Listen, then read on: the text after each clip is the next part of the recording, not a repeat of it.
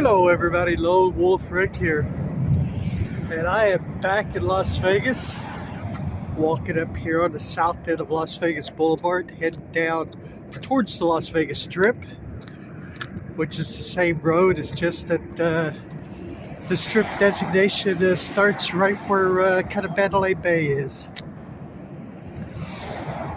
Hope everybody's had a great week. Hope everybody caught my videos. It's from Barstow, from Route 66, and my stay at the old Route 66 motel that was built in 1922. A lot of history there.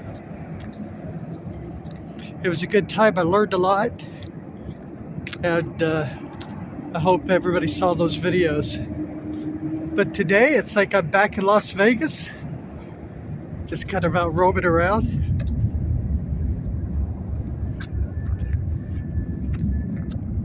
And we'll see if we'll see anything up here on this end of of Las Vegas Boulevard.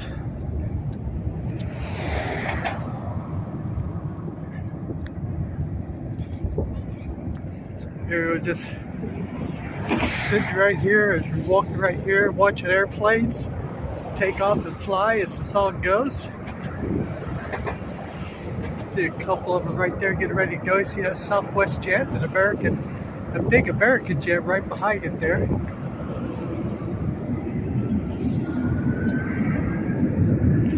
can hear it powering up.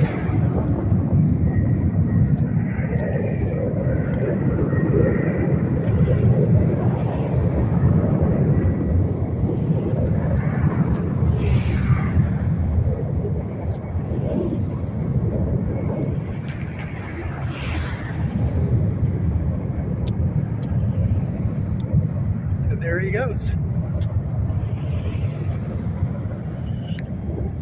Take a look, go back here over where I left. See over there on the Spring Mountains, you can see snow camp in the mountains there. With all the rain that we've had here this week, down here anyway, we had the rain. On the mountains, they got a little bit of snow.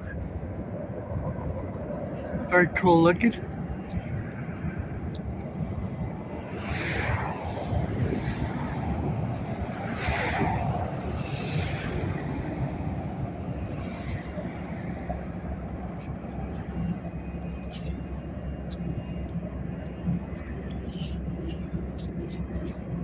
I saw some statistics where Nevada is number one. We're number one. Nevada has the highest unemployment rate in the nation. 5.4%.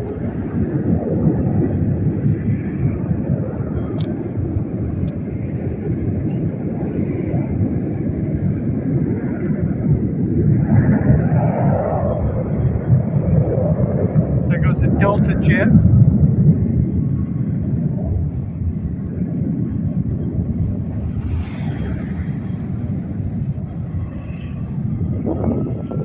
The 5.4% is what Nevada's unemployment rate is for ending in 2023. I'm just wondering, you know, it's a national, it's a big election year. But when are people going to start holding local and state governments responsible for what's going on too? I mean, everybody's like hold Biden responsible, or hold Trump responsible, or Obama, or Bush, or whoever. But you know, state governments are horrible. And it's saying nobody ever holds them responsible. I mean, especially here in Nevada. I don't know the rest of the country, but here in Nevada, I mean, you never read anything about state government or local city government.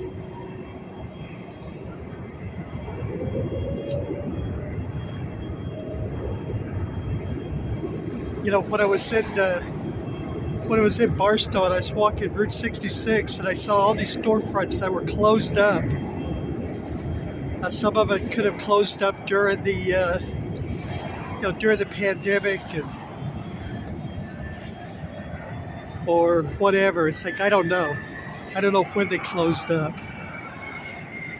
but I know there's never any like advertising from the governments to help out any businesses. We all know it's like, let's go to Walmart or let's go to Target or let's buy it off the internet from Amazon.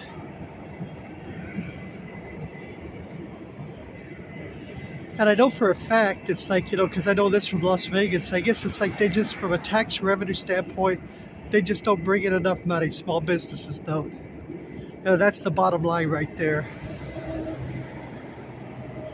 And I mean, there was a deal here in Las Vegas where there was a big function over in the commercial center, shopping center. And this big event basically cut off people from going to small businesses that were inside their own shopping center, inside their own little mall. And people couldn't get to those small businesses, whether they were like hairdressers or little bookstores or whatever the businesses was. And one of the shop owners confronted one of the city councilmen and made a formal complaint about how the way they had it structured and the way they had it, and they literally had it fenced off to where you couldn't get to those businesses. Literally fenced off. And the city councilman told this business owner, if it was up to me, I would just burn this shopping center down.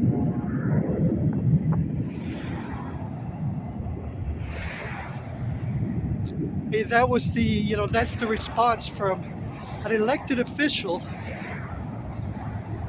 that's supposed to represent the business owner.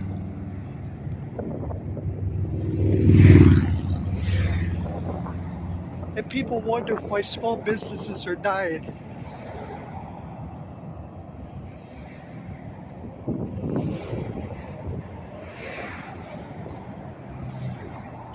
It used to be, it's like, an American dream was,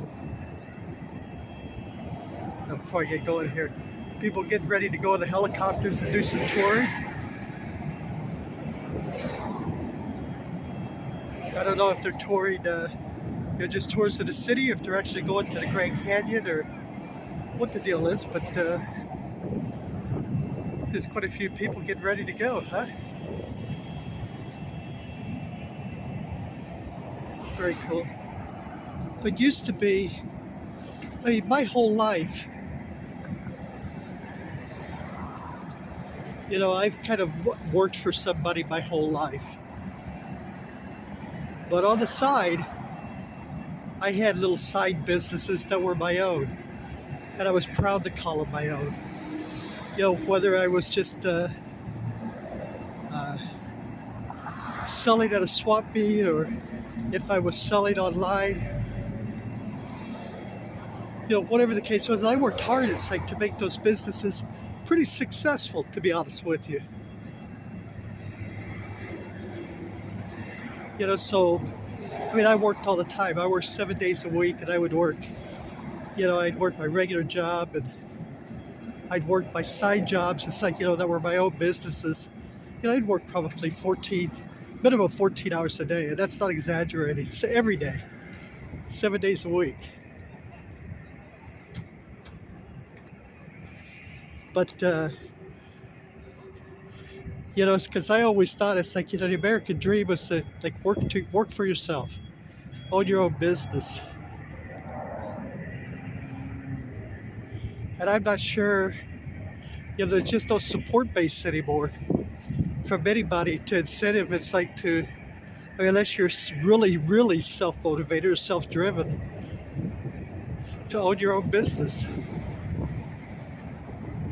And maybe that's the way they want it. The corporations run the governments, the corporations run the world, I guess, huh?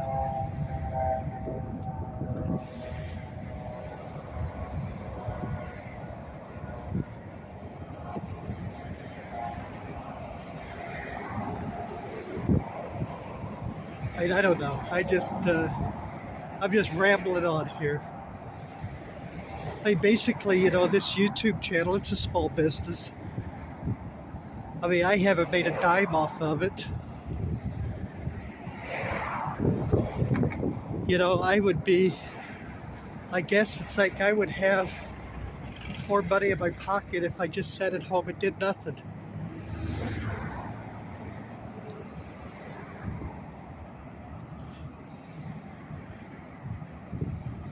You know, I'm just being honest. But I'm too stubborn, too bullheaded.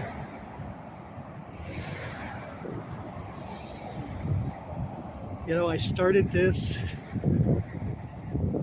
and I knew it's like, you know, the thing, it's like I didn't have any false aspirations. I knew it wasn't going to get rich off of it.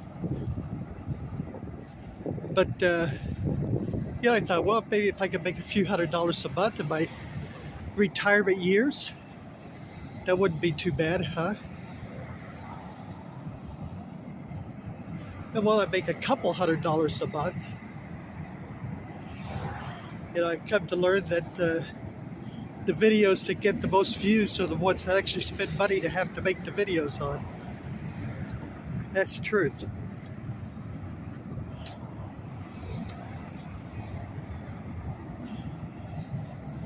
And that's why you see, I guess, probably millions of YouTube channels. And after a while, they just don't post videos anymore. Because they just get either frustrated or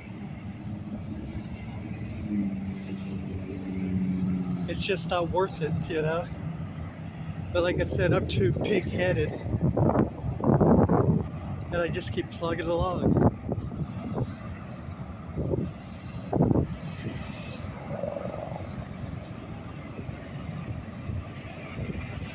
But anyway, it's a beautiful day here in Las Vegas. Look at the helicopter zooming in, getting ready to land over here.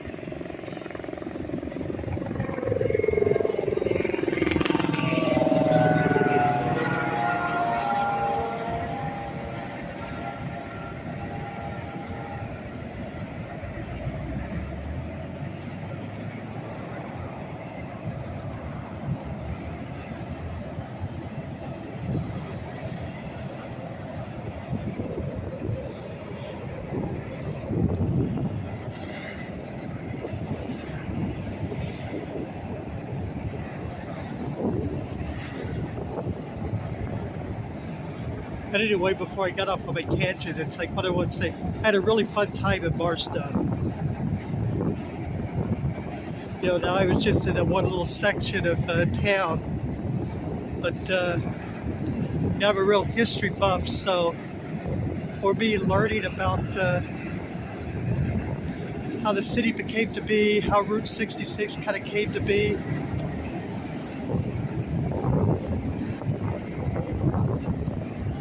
you know, so on and so forth, was a lot of fun.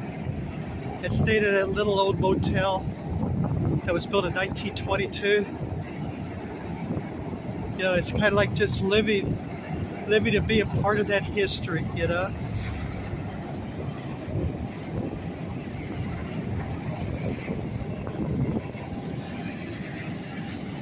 Got a few people in here at the Welcome to Fabulous Las Vegas site.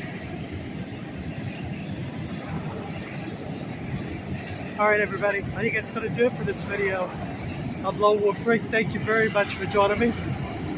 Here, one of these jets here is getting ready to take off. Maybe two of them.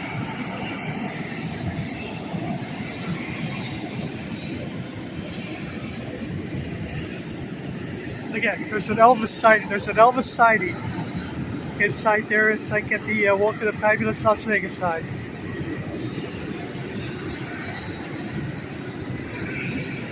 How about that, huh?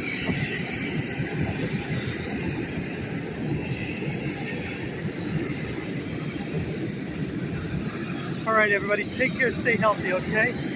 I'll see y'all in the next video. Bye-bye everybody.